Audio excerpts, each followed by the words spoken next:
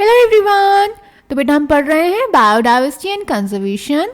Previous video में हमने पढ़ा था पैटर्न्स ऑफ बायोडाइवर्सिटी में लैटिट्यूडनल ग्रेडियंट्स के बारे में, और इस वीडियो में हम जानेंगे कि एरिया के साथ स्पीशीज बायोडाइवर्सिटी कैसे चेंज होती है, यानी स्पीशीज एरिया रिलेशनशिप के बारे में। तो बेटा स्पीशीज रिचनेस जो होती है यानी स्पीशीज डाइवर्सिटी एरिया के डायरेक्टली प्रोपोर्शनल होती है, यानी जैसे जैसे एरिया इंक्रीज करेगा वैसे वैसे species richness species diversity increase करेगी, but only up to a certain limit. और ये हमें बताया था अलेक्जेंडर वॉन हम्बोल्ट ने when he was roaming around और wandering in South American jungles. Okay, तो इन्होंने बताया जैसे जैसे एरिया इंक्रीज करता है वैसे वैसे स्पीशीज रिचनेस इंक्रीज करती है, but only up to a limit. तो जब हम स्पीशीज रिचनेस और एरिया का ग्राफ बनाते हैं तो ये एक रेक्टेंगुलर हाइपरबोला आता है, और अगर हम इसको लॉगरिथमिक स्केल पर ड्रॉ करें तो ये एक स्ट्रेट लाइन आता है जिसकी इक्वेशन होती है log s is equals to log c plus z log a, where s is species richness, a is area, z is slope of the line जिसको हम रिग्रेशन कोफिशिएंट भी बोलते हैं। ये जनरली हमें बताता है कि किसी एक पर्टिकुलर एरिया में किसी पर्टिकुलर स्पीशीज की डाइवर्सिटी कितनी हो सकती है, and c is y intercept. ठीक है, इसका ग्राफ दिखा देती हूँ मैं आपको कैसे बनता है।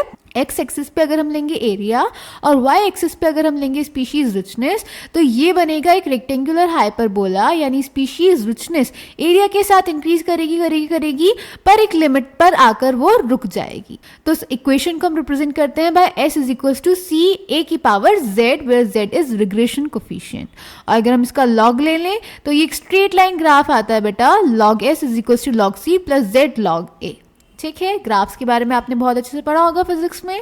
देन अगर हम रिग्रेशन कोफिशिएंट की यानी z की वैल्यू की बात करें तो ये एक पर्टिकुलर एरिया में स्पीशीज के लिए ऑलमोस्ट सेम रहती है। फॉर एग्जांपल चाहे किसी भी टेक्सोनॉमिक ग्रुप की हम बात कर लें, रिग्रेशन कोफिशिएंट की वैल्यू जनरली 0.1 टू 0.2 ही रहती है। एग्जाम्पल चाहे हम ब्रिटेन में प्लांट्स की बात करें, कैलिफोर्निया में बर्ड्स की बात करें और न्यूयॉर्क में मॉलस्क की बात करें।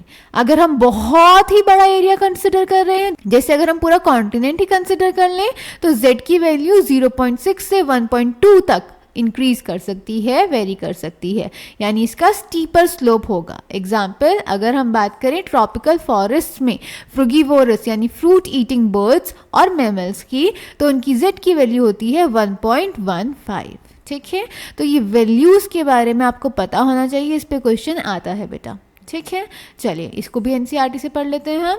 सो species area relationship during his pioneering and extensive explorations in the wilderness of South American jungles, the great German naturalist and geographer Alexander von Humboldt observed that within a region species richness increased with increasing explored area, but only up to a limit. In fact, the relation between species richness and area for a wide variety of taxa, for example, angiosperm plants, birds, bats, freshwater fishes, turns out to be a rectangular hyperbola, जिसका हमें figure दिया गया है जो कि हमने draw भी कर लिया बेटा graph. On a logarithmic scale, the relationship is a straight line described by the equation log s is equals to log c plus z log a, where s is species richness, a is area, z is slope of the line that is regression coefficient, and c is y intercept.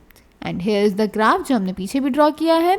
Then ecologists have discovered that the value of z lies in the range of 0.1 to 0.2 regardless of the taxonomic group or the region, whether it is the plants in Britain, birds in California or mollusks in New York State. The slopes of the regression line are amazingly similar.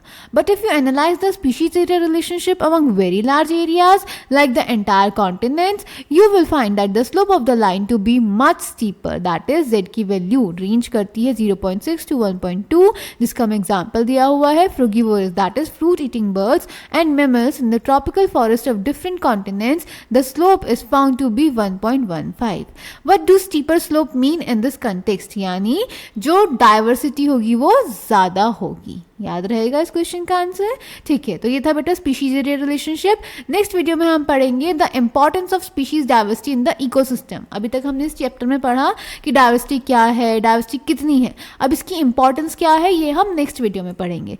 तब तक जो topic हमने अब तक cover कर लिए हैं उन्हें ध्यान से पढ़ेंगे। आज जो हमने टॉपिक कवर किया स्पीशीज एरिया रिलेशनशिप इंपॉर्टेंट है, ये इक्वेशन ये ग्राफ दोनों इंपॉर्टेंट है, तो ध्यान से पढ़ेंगे एनसीईआरटी, अपने प्रॉपरली नोट्स बनाएंगे और सारा डेटा जैसे कि z की वैल्यू इसको याद कर लेंगे। Thank you.